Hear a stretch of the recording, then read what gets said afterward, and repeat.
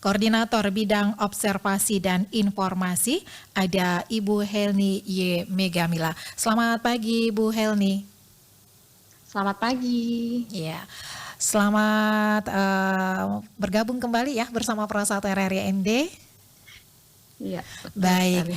Ibu Helni, ini terkait dengan bibit siklon tropis 99S. Ini bisa dijelaskan seperti apa nih bibit siklon tropis 99S? Oke, baik. Saat ini wilayah Nusa Tenggara Timur lebih dipengaruhi oleh adanya bibit siklon tropis 99S yang mana letaknya saat ini berada di sebelah timur laut dari wilayah Australia, seperti itu. Dan potensi pergerakannya dalam beberapa hari ke depan itu ke arah barat dan bisa memasuki wilayah daratan Australia, seperti itu. Oke, dan untuk wilayah NTT sendiri ini diperkirakan terjadinya bibit siklon ini sepekan ke depan ya, seperti itu ya? Iya, jadi bibit siklon tropis 99S ini sebenarnya sudah ada dari beberapa waktu yang lalu ya. Jadi dia masih bertahan hingga saat ini dan diprediksi masih akan bertahan hingga sepekan ke depan. Ya, namun ada juga satu sirkulasi siklonik di sebelah barat daya NTT. Nah, satu bibit siklon kemudian satu sirkulasi siklonik tersebut itu kemudian dia membentuk daerah belokan dan pertemuan angin di wilayah Nusa Tenggara Timur. Hal itulah yang mendukung bahwa dan juga didukung ya oleh suhu permukaan laut yang hangat yang kemudian memicu semua massa udara berkumpul di daerah yang dilewati atau daerah belokan tadi, di mana melewati wilayah Nusa Tenggara Timur sehingga membuat wilayah kita sendiri itu cukup basah atau ada kumpulan-kumpulan awan-awan konvektif yang banyak yang mengindikasikan potensi penguapannya tinggi dan berimbas pada peningkatan curah hujan seperti itu. Oke, dan terkait dengan peningkatan curah hujan yang Anda sebutkan tadi ini, apakah merata di setiap kabupaten atau kabupaten-kabupaten tertentu saja yang ada di wilayah NTT? Oke, menurut prediksi kami dalam sepekan ke depan ini merata di seluruh wilayah Nusa Tenggara Timur. Namun untuk mulai hari ini yang kami prediksi bahwa wilayah Pulau Flores adalah wilayah yang terlebih dahulu terkena dampak. Jadi umumnya dari Flores bagian barat hingga Flores Timur ditambah pulau-pulau kecil di sekitar Flores Timur, Lembata, Alor, wilayah Belu, TTU itu mulai duluan 3 hari ini, kemudian nanti diikuti oleh wilayah lain di Pulau Timor, Pulau Rote Sabu, dan sebagian Pulau Sumba itu dari tanggal 26, seperti itu.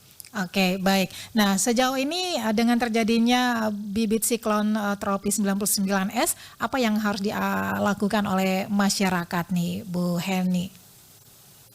Oke, yang pertama bahwa kami tetap menghimbau untuk masyarakat dan pihak-pihak atau instansi terkait untuk senantiasa waspada terhadap potensi cuaca ekstrim selama sepekan ke depan.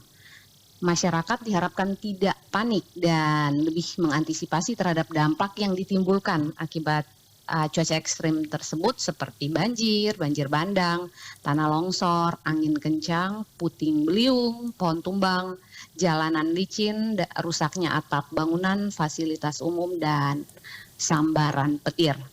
Kami tetap menghimbau khususnya warga yang tinggal di daerah dengan topografi curam atau bergunung atau di bawah tebing harus lebih waspada akan potensi longsor dan banjir bandang ketika hujan turun walaupun intensitasnya ringan namun durasinya panjang. Seperti itu. Oke, baik, dan tentunya tetap selalu update ya informasi dari BMKG ya, Bu Helni ya.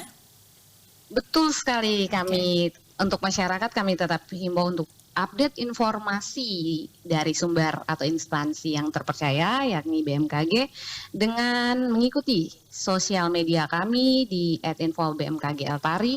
Kemudian layanan informasi cuaca kami 24 jam di saluran telepon 0380 881613 ataupun WhatsApp kami 0811 3940 4264. Baik, terima kasih Bu Helni untuk informasinya pagi hari ini bersama RRI Pro 1 ND.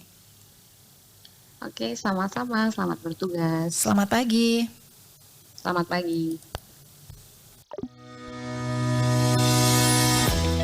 Bencana tanah longsor terjadi karena adanya gangguan kestabilan pada tanah atau batuan penyusun suatu lereng, tanah atau batuan atau percampuran keduanya menuruni atau keluar lereng dan kemudian mengubur manusia, rumah atau ternak atau apapun yang ada di lokasi tanah longsor. Proses pemicu longsor dapat berupa peningkatan kandungan air dalam lereng, getaran pada lereng akibat gempa bumi, ledakan penggalian, getaran alat atau kendaraan, peningkatan beban yang melebihi daya dukung tanah, pemotongan kaki lereng secara sembarangan yang mengakibatkan lereng kehilangan daya penyangga. Tanda-tanda akan terjadinya tanah longsor: muncul retakan vertikal pada tebing, munculnya air tanah secara tiba-tiba, air sumur sekitar tebing menjadi keruh, dan adanya longsoran batu-batu kecil. Pencegahan bencana tanah longsor dapat dilakukan dengan beberapa cara, di antaranya mengurangi tingkat keterjalan lereng permukaan ataupun air tanah.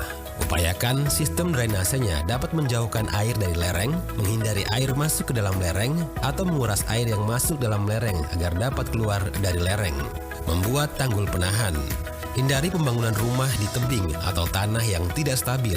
Terasering dengan sistem drainase yang tepat, penghijauan dengan tanaman yang memiliki akar kuat, banyak, dan dalam, penutupan rekahan di atas lereng untuk mencegah air masuk secara cepat ke dalam tanah, dan dalam beberapa kasus, relokasi sangat disarankan. Waspadai ketika hujan dengan intensitas tinggi, dan jangan mengunduli hutan serta menebang pohon sembarangan. Kenali ancamannya, kurangi resikonya.